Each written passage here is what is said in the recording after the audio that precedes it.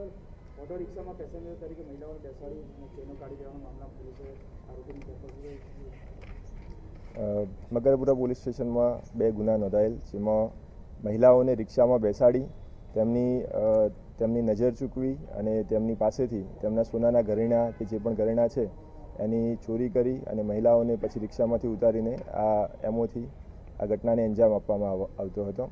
જે બાબતે ડીસીબીની ટીમે પીઆઈ જાડેજા, પીઆઈ તુવર અને પીએસઆઈ વીપી ચૌહાણનાઓ દ્વારા આ બાબતે ને બેક ટ્રેસિંગ કરતા જે જગ્યાએ બનાવ બનેલ તેના સીસીટીવી ફૂટેજ ચેક કરતા અને ટેકનિકલ હ્યુમન ઇન્ટેલિજન્સથી જાણવા મળેલ કે આ લોકો એ જગ્યાએથી ઘટનાને અંજામ આપીને ગાડીની નંબર પ્લેટ ચેન્જ કરી દેતા હતા અને અગાઉ નેક્સ્ટ પ્લેસ પર જઈને એમાં અલગ નંબર પ્લેટ લગાવી દેતા હતા.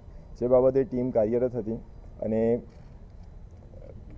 પેટ્રોલિંગ દરમિયાન પાણીગેટ ઠેકરનાથ રોડ ખાતે એક નંબર વગરની ઓટો રિક્ષા ચાલક અને 3 ઈસમ અને એક મહિલા આ રિક્ષામાં જતા હતા.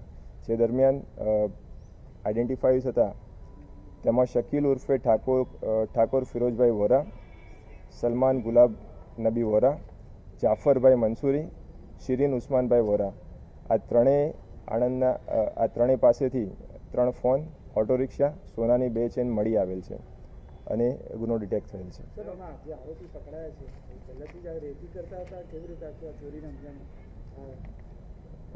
એમની બેઝિક એમો એ ટાઈપની હતી કે કોઈ વૃદ્ધ મહિલા હોય કે કોઈ એકલા મહિલા હોય અને એક રોડ પરથી જતા હોય તો તેમને લિફ્ટ આપવાના બહાને અથવા તો ભાડું ન લેવાના બહાને અને એમને એમાં બેસાડવામાં આવતા હતા અને ત્યારબાદ ગાડીમાં બેસાડીને એમની સાથે ઝપાઝપી યા તો પછી ઝપાઝપી કરીને એમની નજર ચૂકવીને એમના સોનાના ઘરેણાં ચોરી કરવામાં આવતા હતા. કેટલા ટોટલ આરોપી છે? અત્યારે ટોટલ 4 આરોપી પકડાયેલ છે અને 1 વોન્ટેડ છે. સર, આ જે આરોપીઓ છે, એક મકરપુરામાં 30 લાખ સોનાની ચોરી, એમાં પણ રિક્ષામાં એક લેડીઝને 3 જેન્ટ્સ આવ્યા હતા. શું આ એની સાથે સંકળાયેલા છે? મકરપુરા પોલીસ સ્ટેશન ખાતે 704/24 અને 760/24ના ગુના દાખલ થયેલા છે અને જેમાં આ લોકોની સંડોવણી મળેલ છે અને વધુ સંડોવણી મળવાની શક્યતા છે.